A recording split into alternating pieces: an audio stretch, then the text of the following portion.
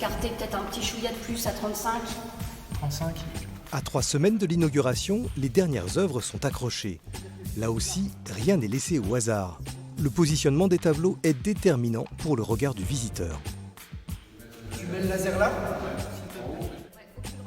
La sélection d'œuvres présentées permet de mieux saisir l'importance du code vestimentaire au XVIIIe et l'apparition de ce que nous appelons maintenant la mode.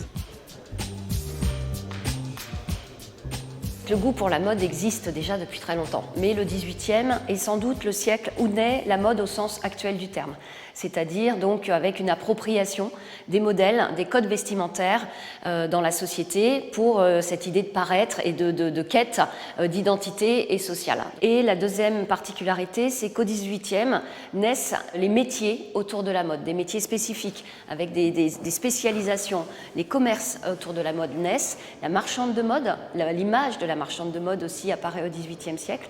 Et donc c'est ça aussi qui m'intéressait, de pouvoir mettre ces éléments en avant. Et je me dis que c'est aussi un écho avec ce que l'on vit aujourd'hui, puisque la mode aujourd'hui est quelque chose de très important dans notre quotidien. Donc de pouvoir montrer que c'est quelque chose d'ancien qui est né au XVIIIe. Les portraitistes mettaient en valeur les tenues vestimentaires et certains ont permis de véhiculer des courants de mode. Les artistes ont toujours porté un soin très particulier à la représentation des textiles. On le voit dans les portraits de la Renaissance. Il y a des artistes de la Renaissance italienne qui peignent déjà magnifiquement bien les tenues, les vêtements. On a ce rendu extrêmement précis des étoffes. On voit très nettement qu'il a représenté avec une très grande minutie ces dentelles, ces fourrures, cette robe rouge, ce soyeux en fait du textile. Donc ça, c'est un point important aussi dans l'exposition, de montrer cette virtuosité des artistes à représenter la mode et les textiles. L'exposition propose aussi des confrontations entre tableaux et costumes, une preuve supplémentaire que la mode a également puisé son inspiration dans l'imaginaire artistique.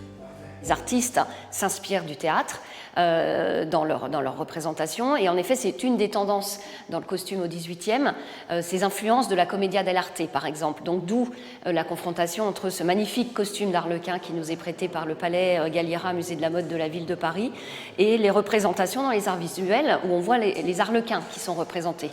Donc c'est ça aussi qui nous intéressait, de pouvoir encore une fois croiser les deux. Un autre aspect abordé par l'exposition, la mode au XVIIIe était avant tout une histoire de femmes.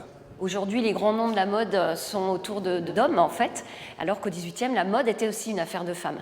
Et ça, peut-être que l'exposition, en tout cas, on l'espère, redonnera des connaissances autour de cette thématique, de l'importance de l'image de la femme, à la fois dans les portraits et dans ce rôle dans la société autour de la mode. Le montage de l'exposition s'achève, dernier réglage lumière, on procède aux derniers ajustements des textiles en vitrine avant de pouvoir les refermer. Il ne reste plus qu'à accueillir les premiers visiteurs. L'exposition à la mode, l'art de paraître au XVIIIe siècle, est visible au musée des Beaux-Arts de Dijon jusqu'au 22 août.